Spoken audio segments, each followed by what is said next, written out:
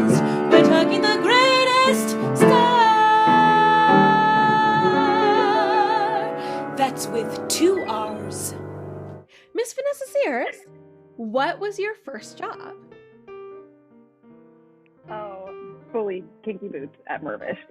She had a real good first gig.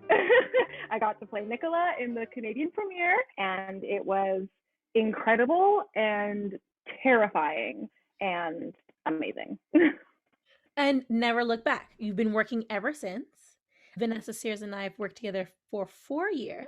Okay, I think it was only 3 years we actually worked together, but we did 2 years at Shaw, and then we did Poppins in the winter, and then we did Stratford together. Fair. So it feels like a full 4 years because there was like a mystery contract in between, but it was 3 years about. Like, we're in love, so time doesn't matter. It's true. Friends, don't come for me. I'm spoken for. Do you have any favorite roles? Oh, it's such a hard question. I have been really lucky, and I haven't really had any contracts that were uncomfortable or, you know, where I didn't have friends in the cast or make friends in the cast. Like, I feel like I've been very lucky to have a very, very enjoyable career. So I really love all of my roles, but I think ones that have really, really impacted me were being in the ensemble in Passing Strange.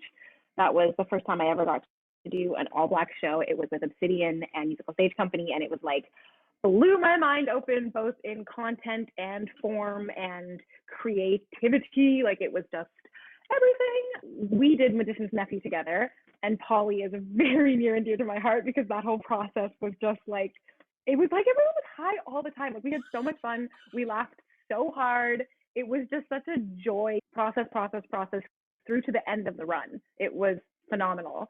Mary Poppins too, which we did together, was like amazing and super special. I've been very lucky. I've done a lot of things that have meant a lot to me. Playing Zoe in an Octoroon was the first time I got to be in a play, go by the script of an Octoroon, and it will blow your mind. And then getting to do that with artists who, like, again, imposter syndrome, like, I had no business being on a stage with, like, unbelievable cast, Peter Hinton directing, like, just insane. So very long-winded way of saying, see, I liked everything. Like, I just enjoyed work. I just liked doing theater. But that's what's so special, not just about theater, but about you, is that you're so grateful and that you can look at each of your contracts and say that each of them was a blessing in their own right. And they are all your favorite roles because of not even necessarily about the role, just about being in the cast, just about being around those people, those creative people. Being grateful, which I'm sure translates on stage, but also in rehearsals, also to all creative teams, which is part of the reason why everybody wants Vanessa Sears in their creative process. It's what will employ. So hire me. It will keep you employed. That gratefulness, that joy, right? For just being in the room and wanting to learn and being a part of a creative process is what will keep you employed. Aside from the mega talent. Girl, wow. It's true. Do you have any challenges that you've had that you were like, I don't know how I'm going to overcome that, or things that you either found really difficult to overcome or things you didn't want to do, anything like that that's happened to you in your career? Yeah, I mean, just in general, no matter the part, no matter the size of the part, no matter the stage, I have stage fright. I deal with that. I'm not great at dealing with it, but I still am navigating it. So that's just always something that I have to work through and work with. I mean, this is a really general answer, but to a certain degree, any show that already exists in the canon presents the challenge of trying not to replicate someone else's performance, and also the pressure of like knowing what this piece can be and feeling the pressure to, you know, deliver that. So, you know, like, for example, Mary Poppins, like, everyone who goes to see that is thinking Julie Andrews. Like, whether you're conscious of that or not, there is a little Julie Andrews in the back of your head. Same thing with Wizard of Oz. When I played Dorothy, I'm like, I cannot be Judy Garland. Like, that's not, I would love to be. I cannot be. And even, you know, most recently with Caroline playing Emmy, that one was a little different. It was less tied to an exact performance and more just tied to, like, the content of the show, the importance of that piece, The enormity. The black bodies on stage, that story. I was like, if there's just too much at stake, it can't be just okay. There are no excuses for this to ever be mediocre. And that was challenging and invigorating and super exciting. And, of course, like, we always want our work to be of a certain degree. We never like walk out being like, I'm going to do an okay job today. And it's just fine. It's just fine. No, we're always aiming for excellence. But definitely an extra kind of pressure with that show and that cast. Oh, I was like, you gotta bring it, girl. But also just, for myself and for my own empowerment and my own joy and my own release.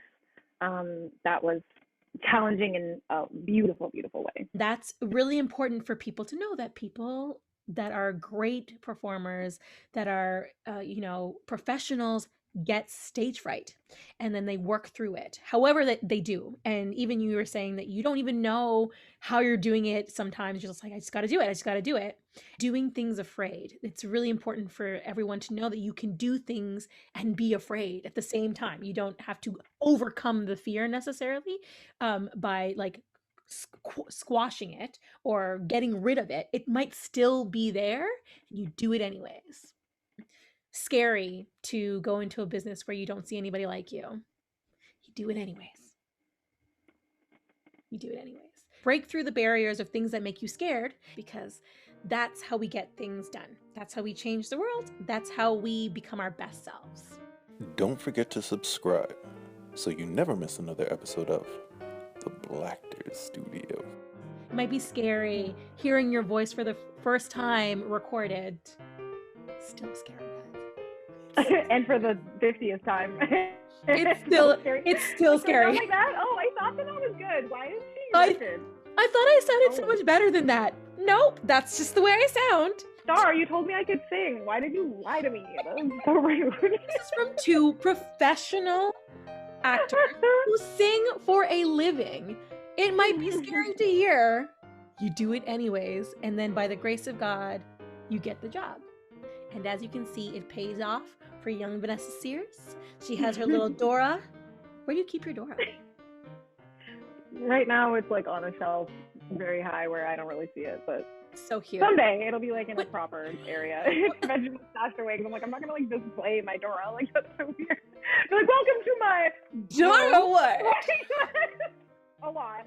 No shade. If you're someone who like you can have pride in it, that's beautiful. But I'm in a shared space with roommates, and I think it'd be really weird if I had like a strange trophy wall. Like, that'd be awkward. It's so in funny. My current